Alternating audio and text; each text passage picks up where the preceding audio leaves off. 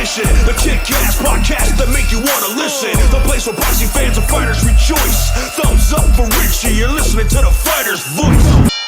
Good evening, ladies and gentlemen. I'm your host, Richard Ortiz of The Fighter's Voice, the only voice that matters, and we're like our guests. Jacob Stitch Duran, we're simply knocking out the competition. Speaking of knocking out the competition, we're going to be talking about Ryan Garcia and Tank Davis. The press conference took place today. I believe they stopped in the LA area. Yesterday, they were in New York, and it was fireworks already. We're going to get our guest's take on that fight. Also, we're also going to have him break down David Benavidez and Caleb Plant.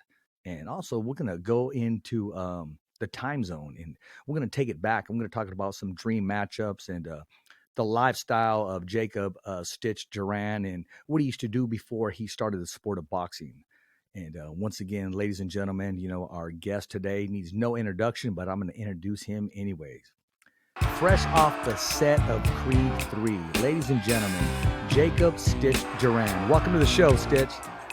Hey, thank you, Richard. Appreciate it. What an intro, huh? Oh, of course, man. Well-deserved intro. I figured, you know what, Edward James almost can get a Hollywood intro. Why not Jacob Stitch Duran? Hey, man, I get this Edward James almost all the time.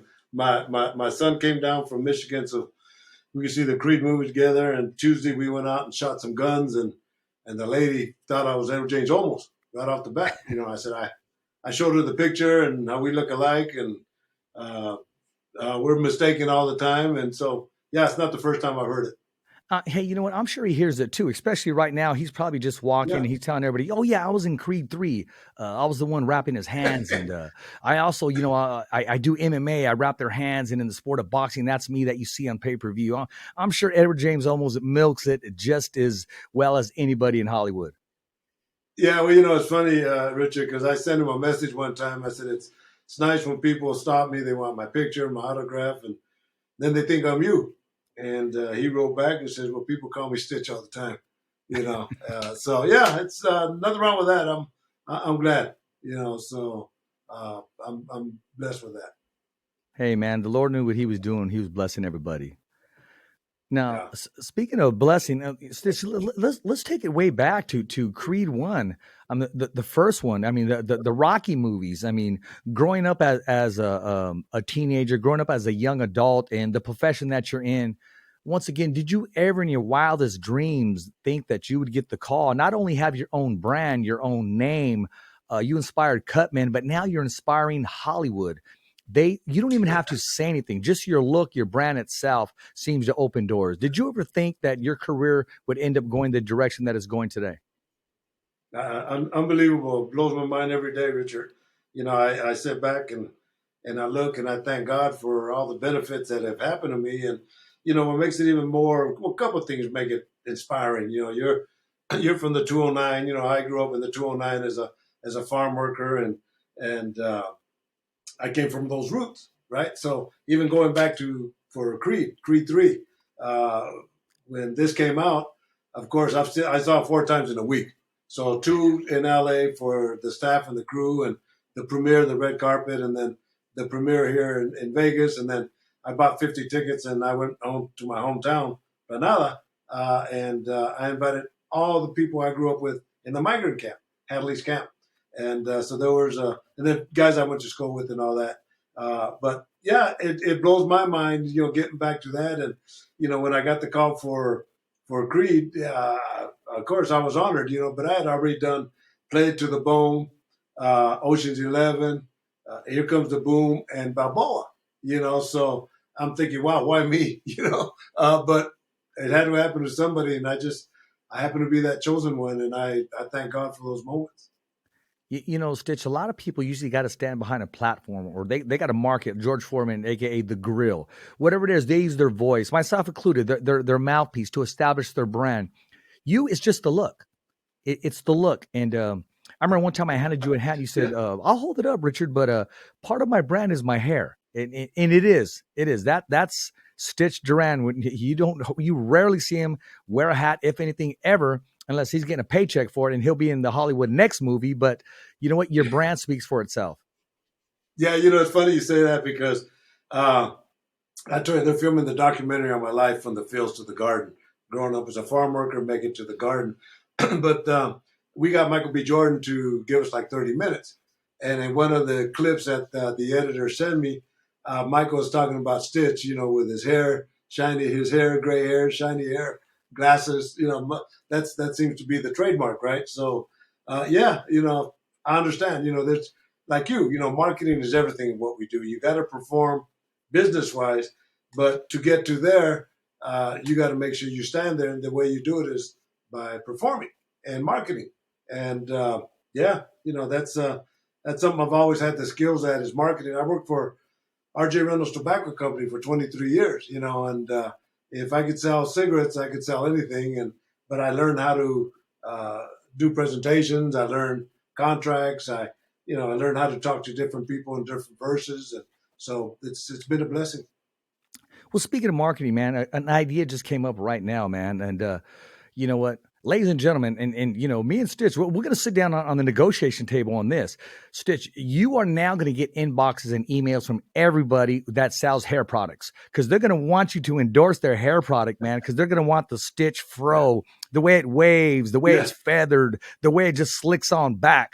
You're going to have all these marketers coming over here sending you their hair products, and you're going to say, Rich, I'm going to take the one with more zeros on it.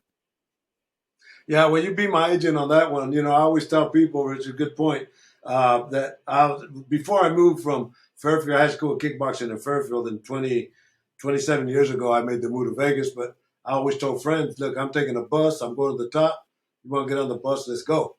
So if you get that deal for me, you're my agent. You got 10% right off the bat. Hey, you heard it, ladies and but gentlemen. It's funny because, these glasses are Versace's. I don't even know when I bought them. The guy, my optometrist says, hey, man, try these glasses and I'll give you a 60% discount. I put them on and they fit like a glove and I bought them and I went home and my wife says, what are you doing with Versace? I said, what? So this was before the Creed movie and I was going to spray it black, but I left it as is and you'll see it in the movie. So if you give me a contract with a glass company, I'm in. I got watches, my hands are always on TV. So But it's marketing. It's, when people, and you're right, they want to remember for certain things in marketing. And if you could bring that to the table with hair products, glasses, or even watches, and I've done my job.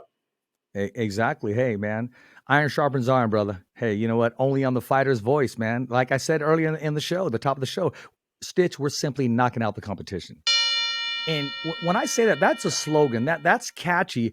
You know what, Stitch, you'd be surprised in this business how people actually take that so serious and saying, oh, well, Richard, he thinks he's this. And what do you mean knocking it?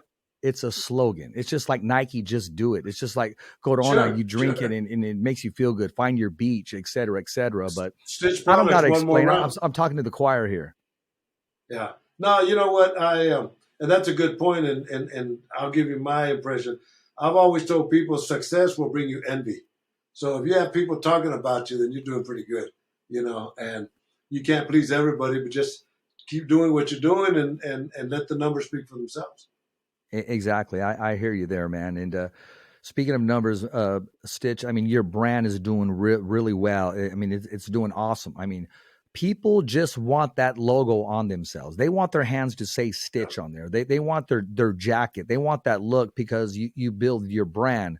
Now, besides the boxing, I mean, was that something that you always thought behind your head? Hey, you know what? I want to market the hand wraps or just market exactly what I do besides just being a cut man.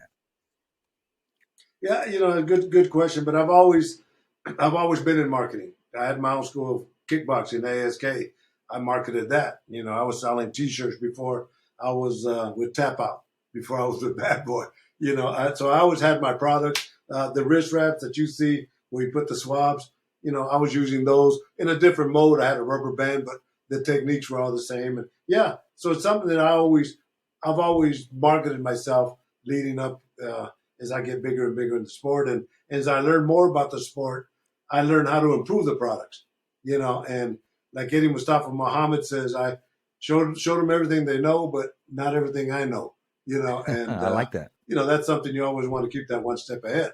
So. Absolutely. It's, once you learn something, everybody wants to be trained by you because they want you to feed off of of your success or your blueprint or your recipe. But that's in the situation in the world we live in today. That's very it's kind of difficult to do, and it's very scary because you never know when you're handing in your own resume to somebody else, and or resignation, I should say, because it's a business. Just like, unfortunately, marriage is a business, Yeah. divorce is a business, and life is a business. Yeah, and then that's a very good point, and like seminars. Just got a call from Juarez, Mexico today to do seminars, and I do seminars, right, to teach, because it's not fair to these fighters if your coaches don't know how to wrap hands, don't know how to work cuts, and all that. But uh, I never give certificates out Yeah. because I don't want you to go through a 4-hour class on the basics of being a cut man, get certified, and then telling people that uh, you were taught by Stitch Duran. It takes more than that. That's just the basic foundation that I give you. And from there, you got to go. And I tell these guys, you got to spend hours and days and weeks and months and years in the gym working your craft, and don't expect to get paid. If you do it for the money, you do it for the wrong reasons. Yeah, exactly. There's 2 points that come to mind when you say that.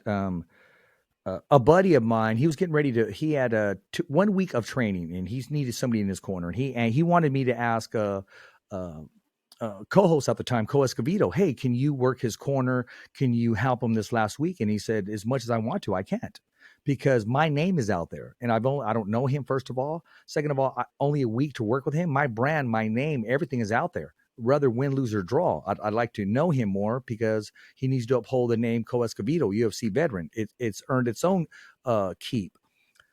And one thing, I did a show last Saturday, 22 fights. I really got my 22 fights. Yeah, I really got my voice back. It was an amateur show, but I posted it out there. I rarely post, hey, I'm doing this or I'm doing that. Not only because other ring announcers been saying, well, who's your promoter? And before you know it, they're doing the next show. That's just the way this business is.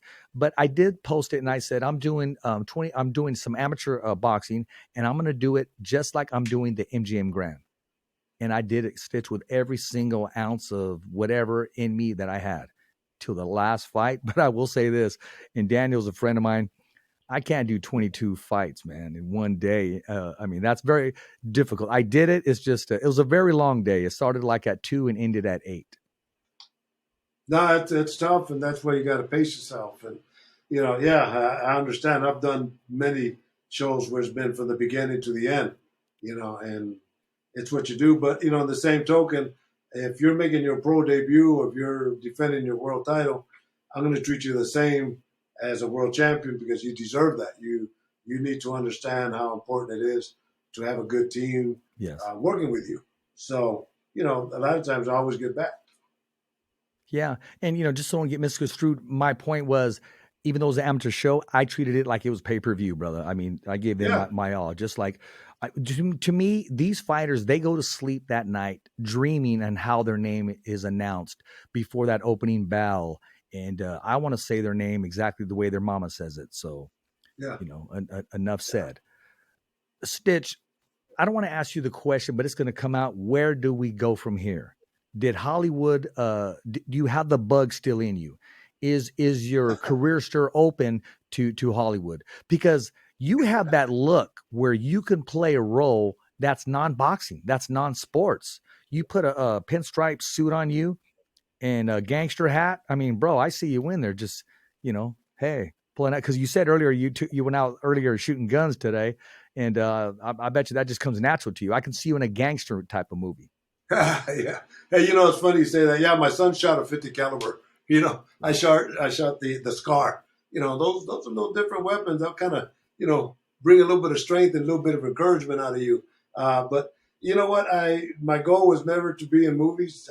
Till this day, I was going to mention earlier, everything that's happened to me, Richard, I've never asked for one job. I've just been a real proud Chicano, but these movies come to me, and but I did. I told Michael B. Jordan, I said, you know what? You guys work 16 hours a day, and I spent 8 weeks with them. I said, I just show up for the fights, work the fight, and I'm gone. So I'm not an actor. I have my SAG card because they paid for it after so many movies. SAG says, no, you're an actor. but I'm really not I can't act. I could do all my mechanics. And that's why I think on this line, the only thing I say is, all right, move, move. That's it. That's enough for residuals. And, before, hey, rock, that was it. So I'm not a man of words, but in a real fight, my job is not to speak anyway. And, Right. but yeah, I'm part of the Creed legacy now. Yes, you Michael are. calls me a pillar, and yeah, of course, I tell people, Richard, how many, what Mick is to Rocky in the new generation, Stitch is to Adonis. And I'm just that proud Chicano to say, damn, I'm with Creed. Well, you know what? You know what I've been telling people, and two people laughed at me. And I said it. I call things if they're not as if they are. I said, yeah, the fighter's voice, man. When there's Creed 4, I'm going to be in it some way, somehow, or something. I'll be in the background interviewing somebody or doing something. Hey, man, everybody's throwing their bid out there. I'm just going to let it happen naturally. Speaking of that, did you give any advice to Bud Crawford or Jose Benavidez or Jessica McCatskill? I noticed some of the other people in the boxing world in the movie. They did a great job, hands down to Jose Benavidez. Did an outstanding job. Yeah, you know what? Jose, yeah, well, Bud Crawford, Terrence Crawford did a great job. And I have a video of him and Michael kind of warming up and going through techniques and all that. And, and he gave, and then when he filmed a lot more than they showed. And, but he did just a natural what he did. Jose Benavidez did a tremendous, tremendous job. And I told him throughout the whole filming, we filmed 6 weeks together. But I told Michael, I said, Michael, with Canelo and with Jose Benavidez, Felix, I said, this is the first major Hollywood movie where they have highlighted Mexican fighters. And tremendous job. And as you can see, the numbers are speaking for themselves, right? And so, yeah, I never thought I'd be part of this, but I sure am glad that I am. And yeah, can I play something else? It's funny you brought that up as being a gangster. I was at the Garden, and this young reporter, I know you know him, he's from the Bay Area. I think he's from Oakland. And he asked me the same question. I said, oh, yeah, I could be a drug dealer. I could be a terrorist and this and that. He goes, nah, why don't you be a teacher? Why don't you be a so-and-so, something on the positive side, right? Yeah. So, yeah, if I was going to do something, it would be something on the positive side and just kind of get back. But to me, that made so much sense. He put me in check. I said, oh, okay. You're right. You're 100% right. Yeah, exactly. Well, I could see you on a gangster movie and just Yeah, me too. being a reformed Yeah. one in a shot collar. yeah. No, I can see me as a gangster, of course. So I can see me as a politician. There's so many different things, but I would have to be a man of few words. Yeah, exactly. Well, your action speaks louder than the words. And you know what I was impressed with, and I was really happy, and I got tickled by it actually. Of course, the rivalry, Terrence Bud Crawford and Jose Benavidez. I mean, they almost went at it before the fight, even when the fight was signed. To see them take a picture together and just show respect for one another, I think that does. It's awesome for the sport of boxing. It's awesome for the film, and it's awesome for the world. Yeah, it's you're 100% right. And let me mention the entrance of Jose Benavidez was off the hook, tremendous. When you had the smoke and the Dia de la Muertas girls there, and Yeah. it was very authentic. But no, it's good. And it's funny you say that because I got an email today from I guess one of the camp of David Benavidez, and I'm working with Caleb Plant, but they asked if I could sponsor him with my tape. And I said, normally I would love to, but I'm working with Caleb Plant, and he's wearing my colors on that night, so I had to turn him down. But yeah, Jose did a tremendous job, man. Tremendous job. Johnny McClain, that was Johnny McClain, the cruiserweight champion of the world. He was a trainer in the corner with Jonathan Majors. He did a great job. And the referees, of course, but we always gave into making this game authentic. Michael would come to me for advice. Who should give away the WBC belt? What should the referee do? What did the doctor do? I made sure that everything was right on course, but we all did that. Well, yeah, you're right there. Exactly. You're the go-to guy. I mean, Why have someone on deck and not utilize everything? I mean, he drained you completely and wringed everything out that you have in the sport of boxing and in the sport of combat sports. Let me add real quick with Sure. Jonathan Majors. I didn't know who he was, right? But he just signed a 7-movie deal with Marvel. All right, so he goes and he sits down, and I'm wrapping his hands, and he's not saying much, and I'm not used to that. I like for the guys to talk to me as I talk to them, and then finally he gets up and he wants to leave, and I said, no, we always dap, and we always give a hug. So we dapped, and he gave me a hug, and then I realized after that he was in what they call in character. So he was already, when I was wrapping his hands, he was getting ready to go fight. And after that, we became great friends, and point that, he's hugging me and telling me I love you. And, he kept my hand wraps. And so, yeah, I got to see. So he is going to be a superstar. And he did a great job in the movie. He was acting the minute he sat down. He was already in character. I love it. That's beautiful. It's like somebody wanting and you never turn down a picture or an autograph ever in your whole life. But when you're doing your job, say you're in the corner, once again, like Tyson Fury, you're in your zone, you're in your element. And you can't help but respect that. Yeah. I understand, but after that, we talked, and we tell me about his family, and I'm telling about mine. And, there we have the conversations I'm accustomed to doing, because he probably figured, well, this is the way Stitch does it, and this is the way he relaxes the fighters. So, he was that smart of a kid. Stitch, you do what you love, and you're there. I mean, you never work a day in your life. I mean, I'm sure you're probably telling yourself, my gosh, I mean, is this real? Yeah, it's unbelievable. And I'm going to let you listen to something that's special to me, Richard. All right, it's going to blow your mind. So during the filming, Michael comes and asks me who should give away the WBC belt. And of course, I explained to him about Jose Suleiman and now Mauricio Suleiman, and the most prestigious belt in boxing. And you should have a Mexican that gives it away. So we picked the guy out from the audience. So when Earl Spence fought Ugas in Dallas, I saw Mauricio, and I gave him the story, and then we talked about the Klitschko's. Now, Vitaly is the mayor of Kiev. Vladimir is the face of Ukraine for the fight against Russia. Zelensky, those top 3 guys are top. He says, well, let's send him a picture. Just take a picture and let's send it to him. Vladimir sent me this back, and I'm going to let you listen to it to show you the relationship that I have with these type of fighters, all right? Okay. So this is Vladimir Klitschko coming up. And let me see here. My 2 favorite men, especially Stitch, with whom I spent so much time talking, and he actually saved my career on a lot of different stages. If Stitch wouldn't be in my corner, I would not make the record of 12 years being a champion. So that's so great to see you both, and Stitch is the man. That's wow. That says and, a lot. And a lot of people don't remember that run. Yeah, it almost made me cry, because number one, he's right in the middle of a war, and for him to get his mind off of that and give me a compliment, and it was pretty satisfying, And I met him in Germany 2-3 months later. I was doing a show there, and he's there, and I asked him, I said, Vladimir, that moment, why? Very simple. He said, Stitch, there's very few people I trust in my life.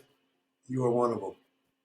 So, wow, hands down. Talking about making an impact worldwide, other than just, for a lot of managers and trainers, Stitch, unfortunately, they don't have that personal relationship as you do with their fighters. To them, it's business first, and it ends in business. They don't allow themselves to open up their corazon to feel feelings for other people. And you're making an impact, not just on the Mexicanos, brother, but worldwide, especially in the middle of a war. For him to take time out, think about what he's saying and doing, and realizing the impact that you've made in his life and continue to make it in his life. Yeah. Wow. Yeah, no, it's insane. And I told you, I still go back as being that little Chicano that grew up as a farm worker in Planada and in the San Joaquin Valley. As a matter of fact, I just got a message from a friend that you guys are having heavy rains, and my little town of Planada flooded. They had like 3 foot of water. It's never been done. But now the Merced County Sheriff is telling them, Planada and Lee Grand and Merced, to get ready in case you need to leave. Evacuate, So yeah. it's getting to be serious again. But yeah, but I'm that little Chicano from there. And that's why when I bought those tickets, I went back home to, inspire my friends to go out there and, si se puede. You know what, giving back and share with them your royalties, your blessings, giving back, and you're going to even get more coming back, because the Bible says, as you give, it's returned to you sevenfold, man, because your cup has been filled over and over again. And you know what, Stitch, you're at the age you're at right now, and I only say this because I'm right there with you, brother. It's only the beginning. When I'm working with the kids at school, and they'll say, "Hey, Mr. Ortiz, how you doing?" I said, "I'm doing great. I'm in my prime." And some teachers will stop to go, "Really?" And I said, "Yeah, I'm in my prime." Because like me and you, Stitch, we didn't wake up to take second today. We woke up to do the best that we could. And right now, it's only the beginning for you, brother. I mean, your career is about to just continue to explode and overflow. Yeah, my son asked me about a month ago, said, "Dad, when are you going to retire?" I said, "From what? This is nothing. Come on. What? Who would love to do what I do? And it's not like it's not even a job. It's an adventure, and for me, it's never been about the money, Richard. It's never been about the success. It's just the things the challenges that are given to me. I like to take them. But I always go back to being that little guy that anything is possible. If it happens to me, it could happen to anybody. I ain't no different than anybody. And, going back home over the weekend, all my friends are saying the same thing. I said, "Man, you never changed." I said, "Shit, why?" I like me growing up as a farm worker. Why am I going to change? But I do give back. And like you say, Yeah, and you're giving back, man. You continue to give back. Stitch, your whole career, you've been around true athletes, man. I mean, you've been around the Roy Joneses, Anderson Silva, and we're gonna stay in character right now, because I can name them by the actor's name, but I'm gonna name them by the character's name. I mean, you've been around the who's who, Tyson Fury. How would you compare Adonis Creed to the athletes of today? somebody asked me a good question. Somebody asked me the other day, how would you compare Rocky's style to Adonis's? And I said, well, that's a good question. Nobody's ever asked that. I said, but when you look at technique and being a proper fighter, then Adonis has it hands down, right? Now, going to what Adonis Creed is doing technique-wise, mentally and physically, I put him up there. I told Michael in the first movie, about the 5th week that we're filming, and I'm wrapping his hands, just him and I in the trailer by ourselves, and I stopped and I said, "Michael, I'm gonna knight you as a fighter, because you're representing our sport at the highest level." And looking back technique wise then, opposed to technique wise now, it's a vast difference. He is playing the part of a fighter because he is a fighter. And I asked him during the filming, because I spent so much time one on one with Michael, so much time. And I asked him, I said, "Michael, when you're filming, are you filming as a director or as a fighter when he's doing the scenes that he's fighting?" He says both. So for him to have that mentality and think like a fighter and think like a director, he could do it, and he did it. He did a great job. He respects the craft. What little that we got to see from Apollo Creed, as we got to see him against Rocky, Ivan Drago, the dream match. We didn't get to see him against Clubber Lane. How would he fare in a video game or a dream match against his son Adonis Stevenson if their careers were to meet in as far as their athletic ability? It's a pick 'em fight, man. I don't know, but yeah, I think as you look at the way boxing was filmed during the days of Rocky and all that, and where the cameras have made you look so much better and technique wise, yeah, I would say Michael has the edge, or Adonis has the edge over his pops right now. But the old martial arts saying is, when the student has done better than the master, then the master has done his job. So if Adonis is better than Apollo, then Apollo did his job. Exactly.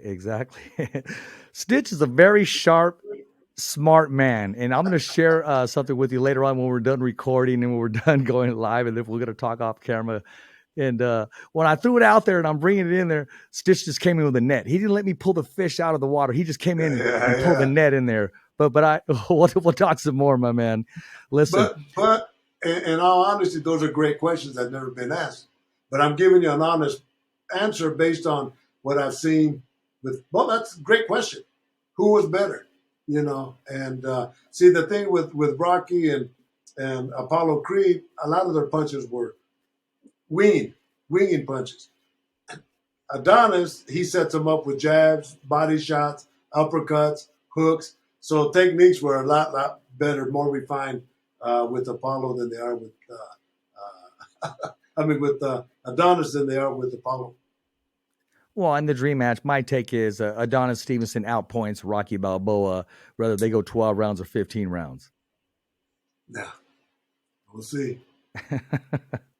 Hey, we're going to take a small break. And when we come back, I'm going to get Stitch to answer about today's press conference, Ryan Garcia, Tank Davis, and then I'm going to get his take on the big fight, March 25th.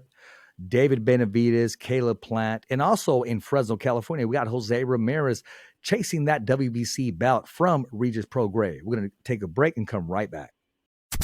Hi, I'm Jose Ramirez. I'm Bob Arum. Hi, I'm Robert Garcia, and I'm with the Fighter's Voice. The only radio show knocking out the competition. Fighter's Voice Radio Show. Ladies and gentlemen, we're back. I'm your host, Richard Ortiz. And in case you're joining us just now, we're with our guest, fresh off the movie set of Creed 3. Jacob Stitch Duran is in studio by way of, I don't even want to say Zoom because we don't use Zoom anymore. Zoom was invented for COVID, and now we have some higher technique. Something's going on here in the studio booth, and it's making it work. It's making us look good, both myself and Stitch. We'll salute ourselves and welcome technology into our lives. Stitch, before we took our break, I had the segments on the table. Tank Davis, Ryan Garcia. The press conference took place yesterday, first of all, in New York. Today, it was in L.A. What do you think about the world tour they're about to take to enhance this fight? Because the fight's going to sell out. It's going to speak for itself. And first of all, let's just jump right into it. What do you think about the matchup? Be honest with you. I think it's, for these young guys, a new generation, it's nice to see who's going to stay and who's going to climb to the top and all that. And they're both good fighters. I like them both. Gervonta Davis on his style, Ryan Garcia with his speed and his power, and they both got big cojones. So, but I look at it not who's going to win or who's going to lose, Richard. I look at it as a probability of the necessity of using a good cut man. And I think in this type of fight, if it goes beyond 6 rounds, then the need of a cut man is going to be quite essential. So, that's the way I judge a fight, man. If it happens early, who has the potential of knocking the other out with one shot? I would have to give Ryan Garcia the edge on that. But if it goes beyond 6, then the cut man comes in and the cut man decides who wins the fight. I truly believe that. I would love to see you work a fight with Nate Diaz. I've done fights with both Diaz's.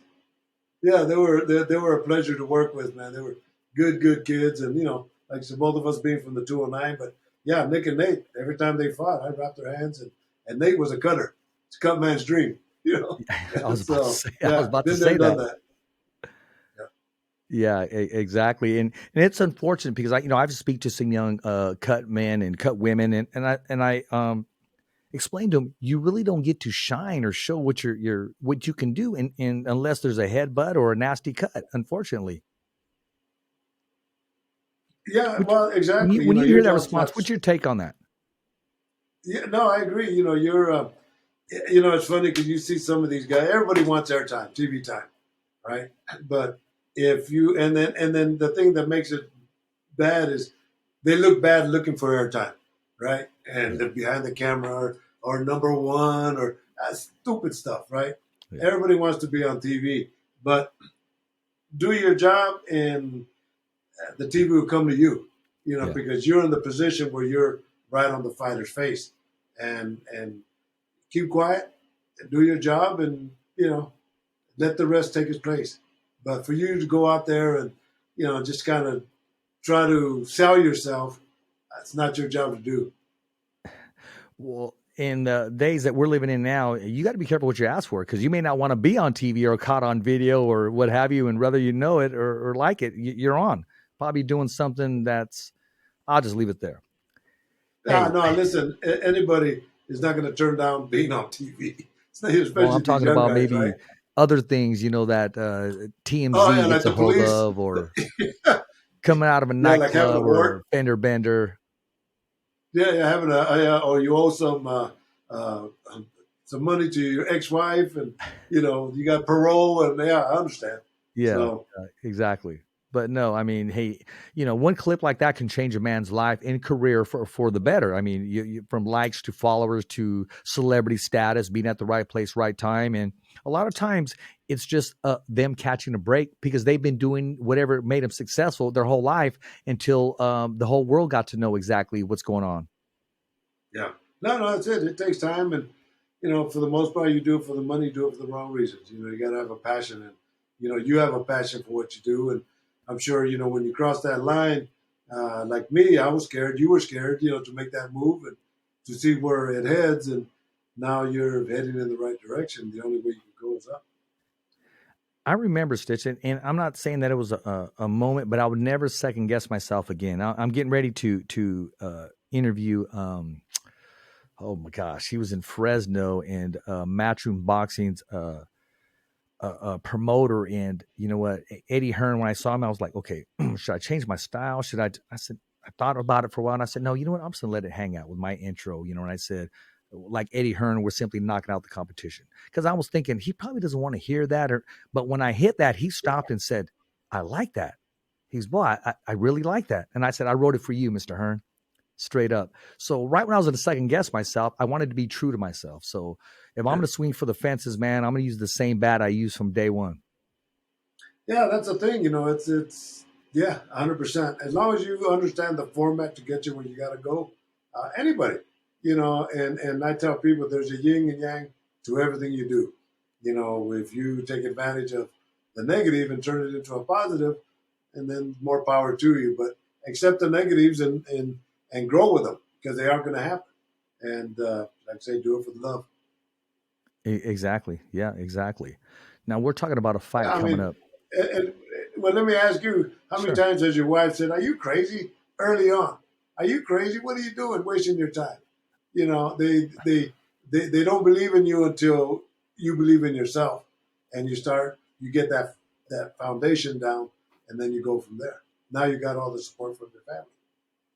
You know what? Yeah, you're absolutely right. One thing that I mean, you're absolutely right. There's a lot in this business. There's a lot of disappointment in this business. There's a lot of everything's guaranteed verbally until it comes to pass. But yeah, all the time. And one thing I did take the words out of her mouth that she doesn't have in her vocabulary anymore is hobby, because before, the word hobby, and I said, no, what do you mean hobby? I mean, I'm not here cutting plants, or I'm not here knitting, or no, that's a hobby. No, this isn't a hobby to me because of what it stands for and why I do it. A lot of people really don't even know. I'm not even sure if you know, Stitch, and how I dedicated everything to my son.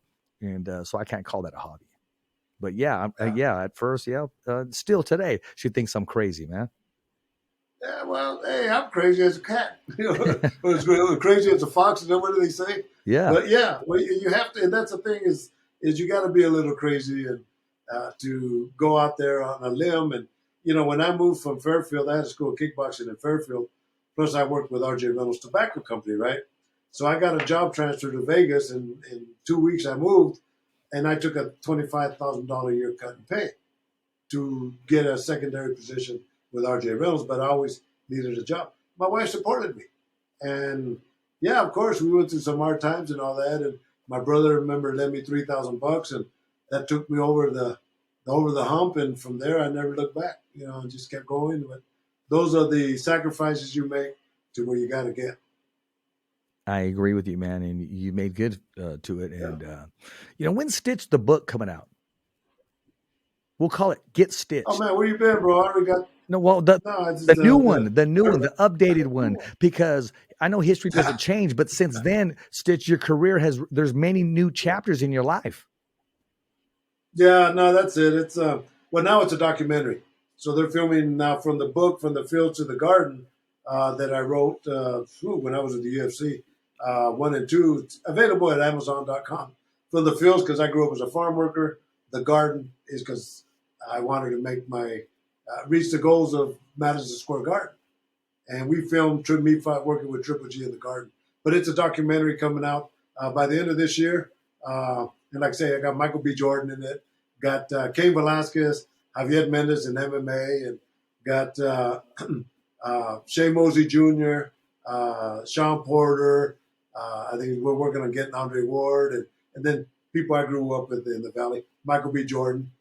So the documentary is based on my life from A to Z, and if we ever get a premiere in Merced, I'll let you know. Yeah, please do. And In fact, we will have a premiere in Merced. There you go. And when you make the next one, when it's in black and white or whatever color it is, you're also going to talk about, man, when I was on the Fighter's Voice podcast, I just felt so relaxed. I felt injuvenated. I felt younger. I felt stronger. I felt that I was in my prime. And you're going to go on and on and on, man, and write a whole chapter right there, my man. Well, yeah, but then that would cost you some money. Yeah, boxing is a great business. I'll sign off on it. Yeah. Right. Actually, I like that hashtag, Get Stitched. So I'll put that on there and send it to you, man. Get Stitched. Yeah. Get Stitched. But it's funny because I've got my own line of tape and my own KO swell, and those are available at Cutman for Hire Supplies. Juan Ramirez, through a dream, I woke up and I asked him if he would carry my product because I was traveling so much I couldn't get them out to the consumers in time. And, he's been a blessing ever since. So Cutman for Hire Supplies. Plus they got everything for the corner guys like us, the coaches and all that. So if you need good stuff, go to him. And but I also working with a CBD company that created a cream for the healing process of cuts, and it has like vegetable stem cell and CBD for the inflammation and vitamin E and collagen and aloe vera. So I'm working with those, and I also had a company that hit me up on rolling papers, Stitch Premium rolling papers, the tightest wraps in town. I like that. So stuff does happen, and even a cannabis company about making a Stitch line and all that. So yeah, marketing 101 at its finest. Well, that's good that you got all these options, these opportunities, and you never turn them away because doors open and they continue to open, and windows open, hallways open. So I'm glad you don't just shut it down, and you're a good sport about it. Yeah, yeah, you have to look at them. I learned when I was with RJ Reynolds, I promoted a amateur boxing event in Oakland at the Henry J. Kaiser Auditorium, and Budweiser was my sponsor. I sold them into a sponsorship. So the owner offered me a job, and I told him no because I was working for RJ Reynolds. But as I left, I said, you know what? I should always listen to everybody's proposal. You just never know. And from there on, I've heard everything. And so, yeah, I always look at different options.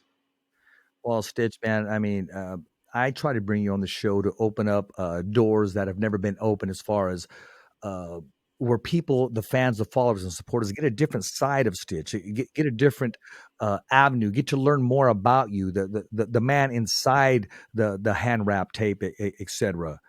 But before I move on, man, I know you're with Caleb Plant, Team Plant right now. What do you think about this matchup? I'm not going to ask you for a winner right now. I like doing that week of the fight because you start to see things. Sometimes I don't make a decision until the ring walk or the weigh-in. If I see something or before that bell rings, I'll see something that guides me a certain direction. What do you think about that matchup? Well, I'm not like you. I look at, nobody knows. People ask me about, who's going to win. I don't know. You don't know. That's why I don't like giving predictions. But Caleb Plant just had a media day the other day at Caesars, and I spoke and I said, one thing is I'm always in this game, Richard. The only thing that counts is the truth. Bear none. I'm not good with that bullshit and all that. But I said, you know what? I've worked with a lot of great champions, and I've worked with a lot of great trainers.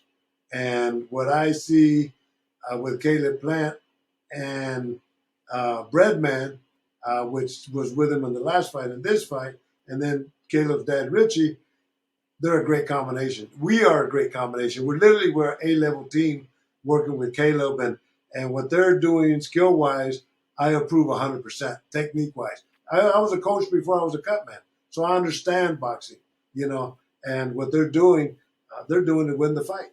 And so, yeah, you just never know. Ryan Garcia, Joante Davis, who's going to win? I don't know. You don't know. We'll see what happens, and I don't judge them.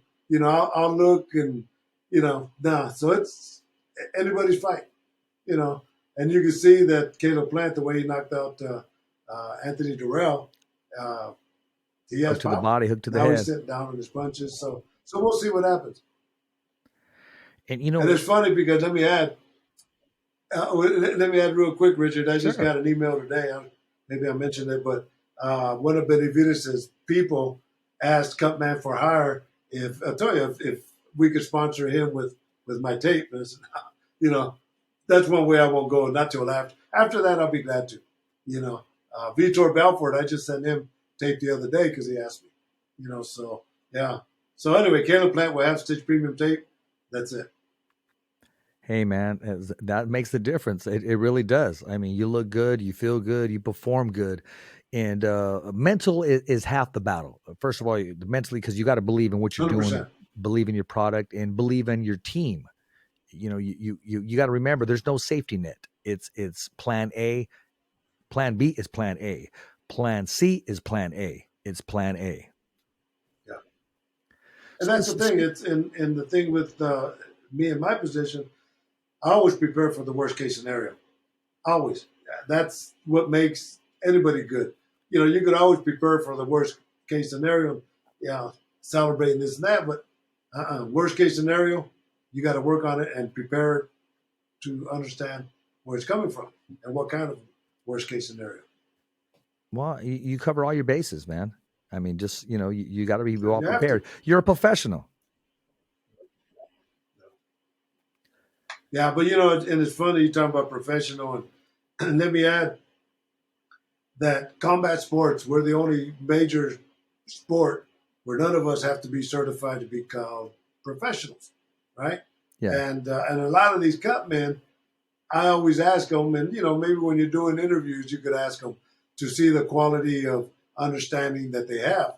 But very simple is the adrenaline chloride 1000, the medication we use with a swab that you put on the cut. I always ask these guys, what is the mechanical function of this medication? What does it do to stop, it stops the bleeding, they say. Yeah, I know that, but how does it stop the bleeding? Oh, it's a coagulant. No, it's not. It's the adrenaline chloride 1000. I'll educate you and I'll educate your listeners. The one we put on in the cut is a vasoconstrictor. So as you see, when I work on a cut, I'll squeeze it to kind of get all that fluid, the blood's out of the little vessels. I'll put the adrenaline chloride and it absorbs into the little blood vessels and it closes them up like you're bending a water hose. So that is the mechanical function of the adrenaline chloride 1000. It's a vasoconstrictor. It's not a coagulant. But ask these guys and think about me with a majority will probably tell you, oh, it stops the bleeding. Yeah, but how? And don't tell them I sent you, though. I won't. I like that illustration. I like the illustration like you're tightening a water hose. I like that one because you can visualize that. Yeah. And that's what I tell people. It's a good point. I tell people when you're working on your cuts, I literally put myself as that cut. I get into that cut. Wow, what kind of cut is it? How would I stop it? That's how you have to visualize when you start working on these cuts. Good point. You know what, Stitch, how do they react to it? I mean, because of course it's painful. Are you sensitive to their pain, or, hey, I got a job to do. I got to get in there. I only got a certain amount of seconds to get in there and stop this thing. I mean, that they're going through pain. Have you ever hesitated once? Because as soon as you put your hands on it, you got to feel some kind of them feeling the pain. How do you adjust to that? They really don't feel the pain. The adrenaline is so high, the cuts of that. But my job is not only on the physical thing to control the bleeding, but to look at them eye to eye and comfort them and let them know that, bro, you're okay, and my thing is I always tell them before they go out is, look, my job is for you to walk out as handsome as you walk in. Very simple. But deep inside, and you have to understand these fighters, Richard, deep inside, I always say they're all gladiators. They're all modern day gladiators. But deep inside, they're all babies. And my job is to take care of the baby. Exactly. That's the way, and they understand that. You know, Vitor Belfort, I was just talking about, I sent him this tape, but years ago I made a documentary, and his comment was, that's when we're in the UFC. When I see Stitch coming into the dressing room, even though I know he's working on the other side, he brings that calming effect. And that's what you want to give these guys. You know, I've had guys, when I'm wrapping their hands, cry because they know they're getting ready to go to battle. I stop, I let them cry, finish up their wrap, give them a giant hug, and tell them I got their back. You know, yeah, you know, that's why it's not even a job; it's an adventure. They're like my children. You got to take care of them. Wow, that was deep. Thank you for sharing that inside information, my man. I mean, Yeah. you're telling me this, I'm visualizing it. I see it in a story, in a movie, and I could identify just for that split second that fighter, that he doesn't show the press, that he doesn't show his opponent, that doesn't even show his wife, the pressure that's on him, the privilege that he has to go change his family's life with these two hands that he puts his trust in, with you, in his scar tissue, of course. Wow, that is deep. Yeah, I mean, Andre Ward, when Andre Ward fought, I remember he did an interview, and he got cut. He says, I can't remember who he was fighting. He goes, I got cut, and I knew I was cut. And I said, oh, I'm cut. Then he says, but I got Stitch in my corner. And he's saying that while he's fighting, you know? So automatically I took that out of his mind. And he knew that he was going to be okay. You know, these are Tyson Fury. And the last time I worked with him, with Deontay Wilder, I told him, I said, look, I know the kind of fight you're going to be in. It's going to be a toe-to-toe fight. I'm going to keep ice on you every round. I'm not going to wait till you swell. I'm going to do preventive. And at the end, you know, when I'm ready to leave the dressing room, he has his shorts on and ready to go shower. And he gives me a kiss in the cheek and says, I love you. Thanks for keeping ice on me. Simple things. That's awesome, man. That's awesome. Wow. Yeah. These quotes right here, these stories. And the last time I spoke to you on camera, you said, we got stories. And we do. I mean, you know, we're going to have to do nobody has more stories than me. Hey, hey, my wager's on you, my man. I mean, I'm visual, and the way you tell them, I can visualize them. I can see them take place. I mean, even Tyson Fury with the wow, that's wonderful stuff, man.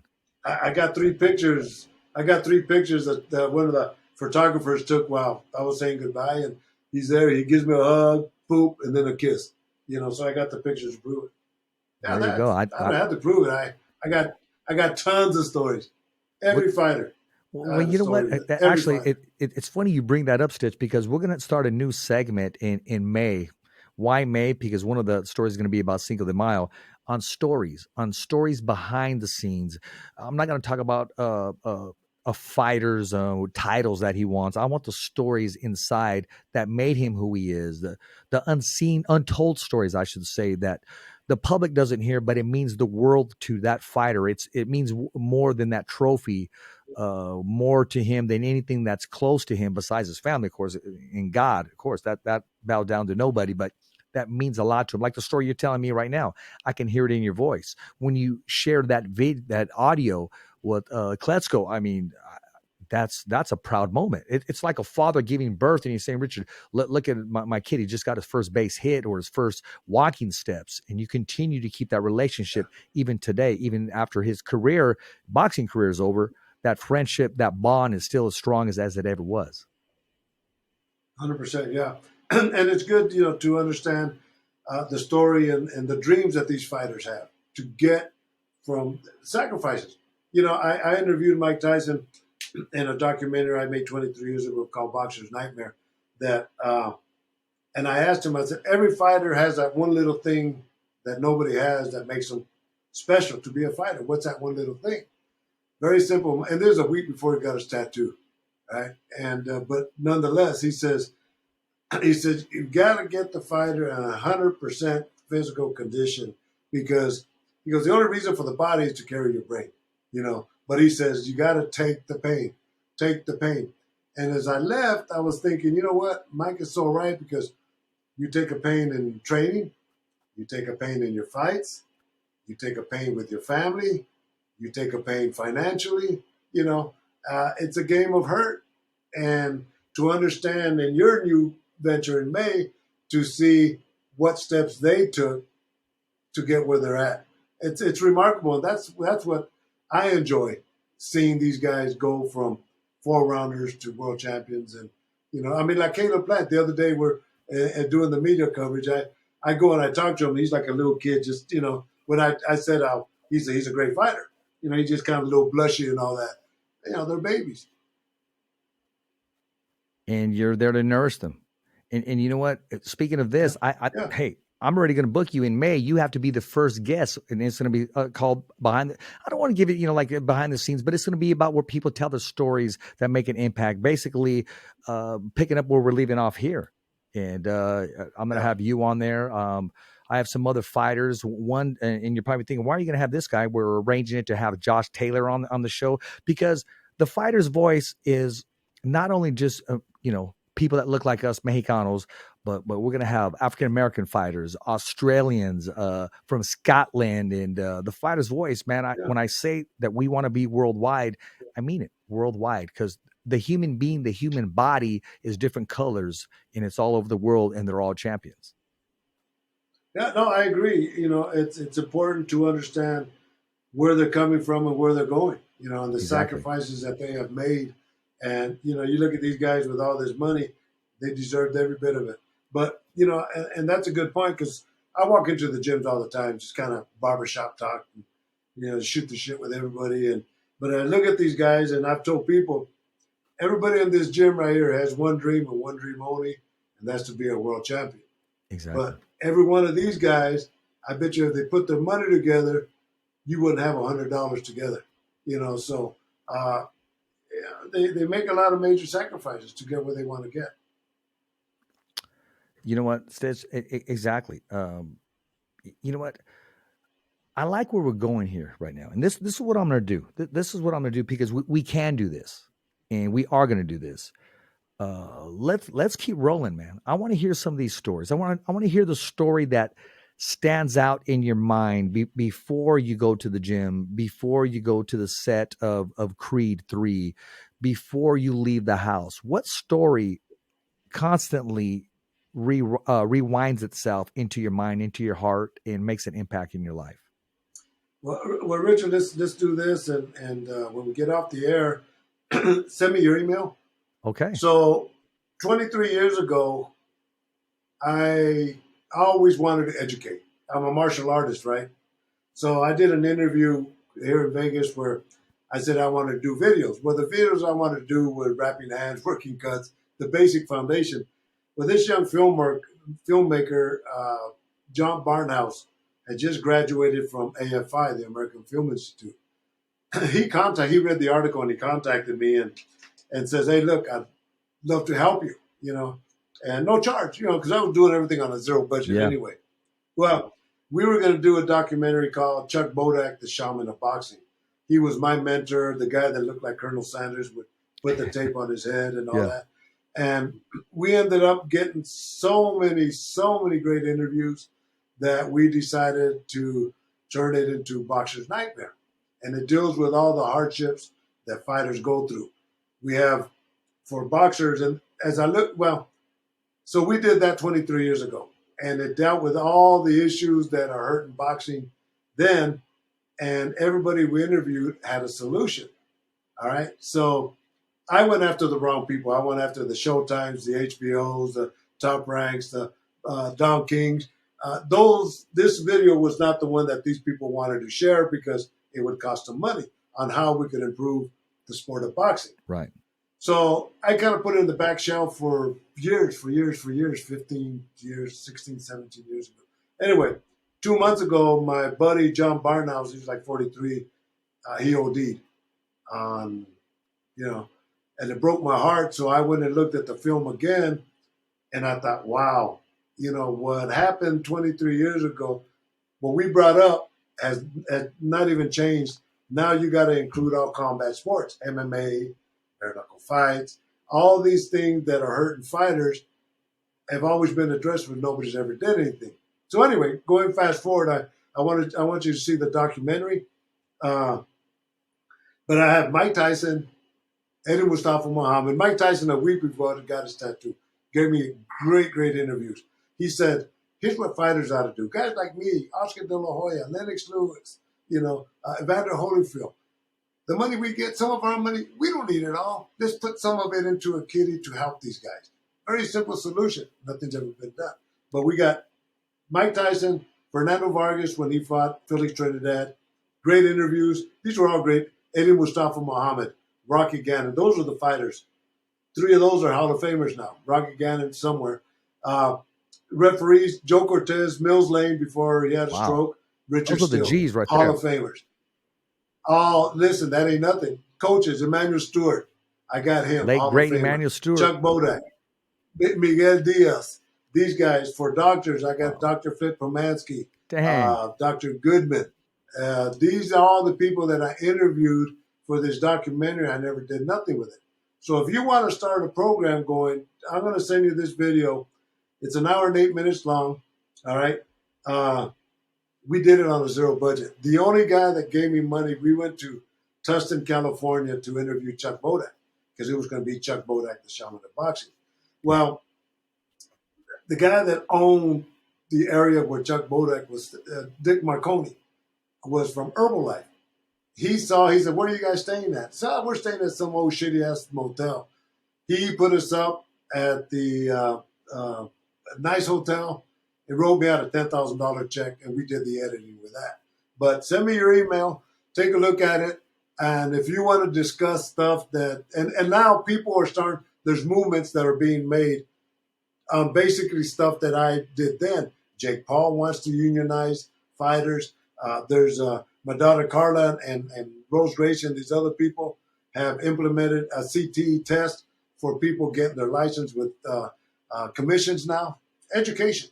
There's a whole group of people behind the scenes that are working on education, and this film could be a lead to that because what happened then has not happened now, and why not? Let's get the movement going, and a union is not possible because they're all independent contractors.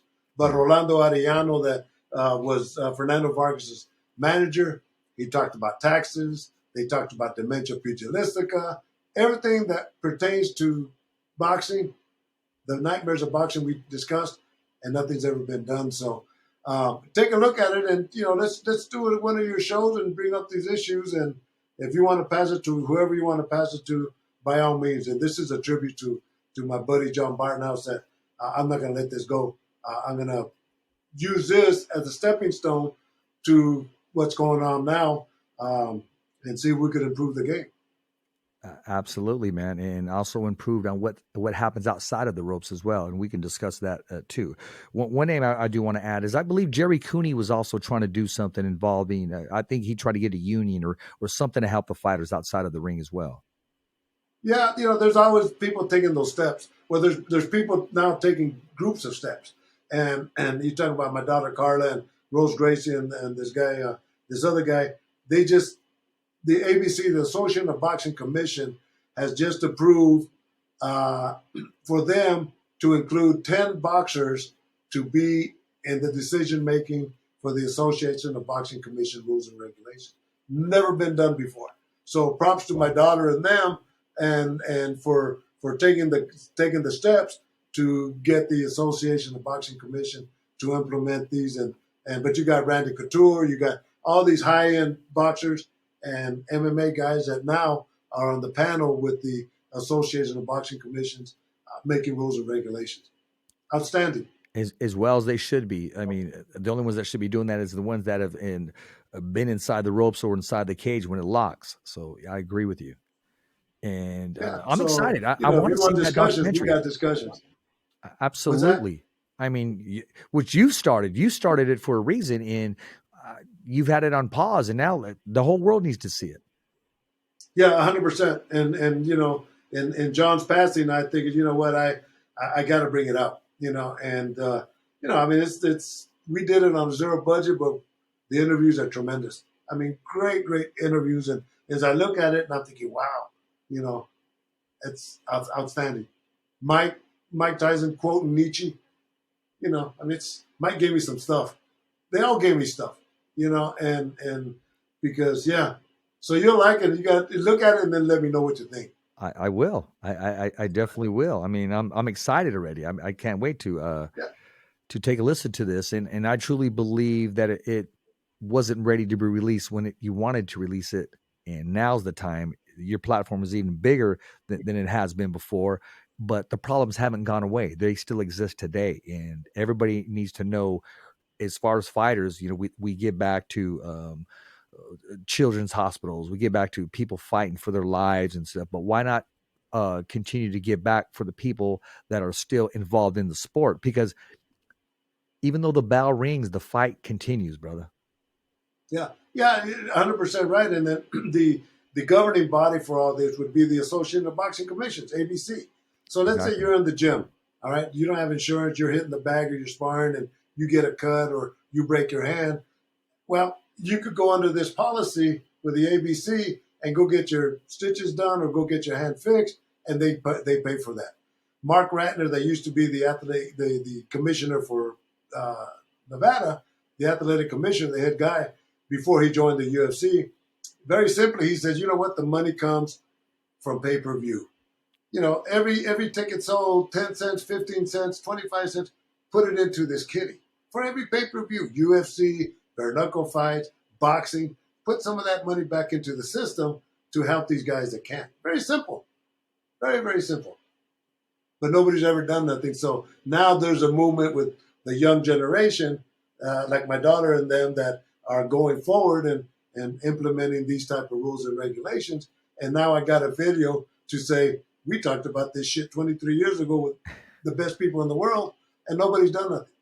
So anyway, there's a challenge for you, bro. You want to make it to the top? I'll give you the baton. Hey, I'll take it, and I'm gonna hit this motherfucker out of the park. Trust me. Watch. Yeah, I know. That's why I'm giving it to you. You know, but I appreciate it.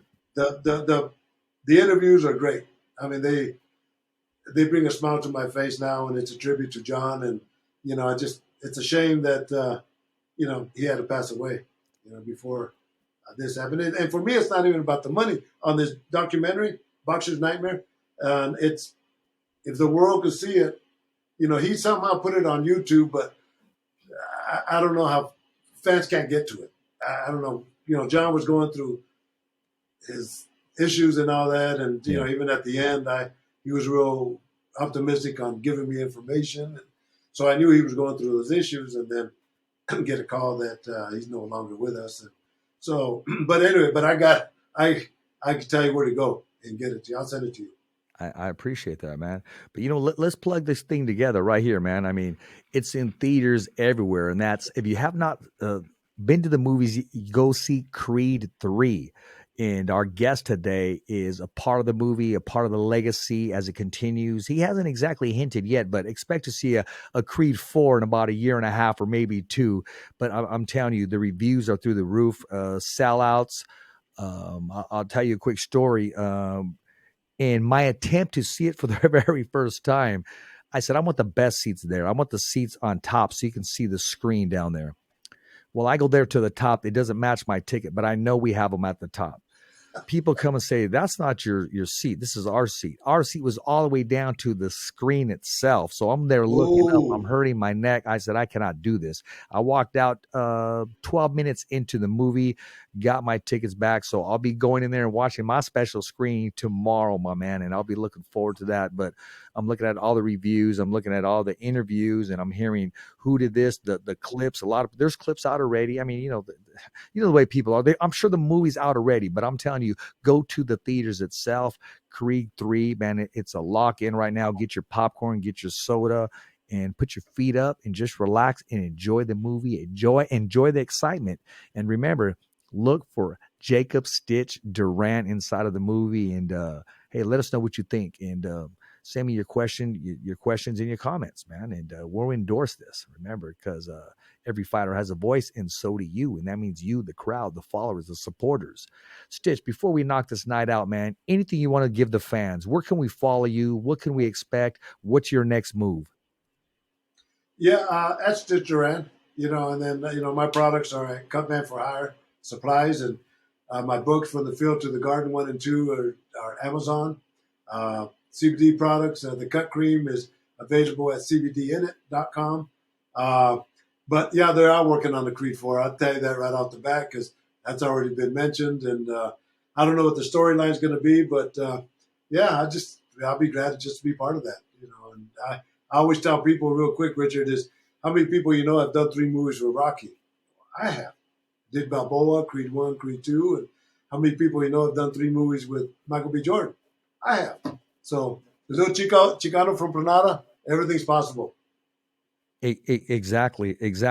I can see a scene right now where something's going on and they run through the set of The Fighter's Voice while they're taping 2 fighters on their way out, and The Fighter's Voice makes a cameo in Creed 4. You heard it here on The Fighter's Voice, the only voice that matters. We call things inexistent and we make it happen because you know what? We truly believe.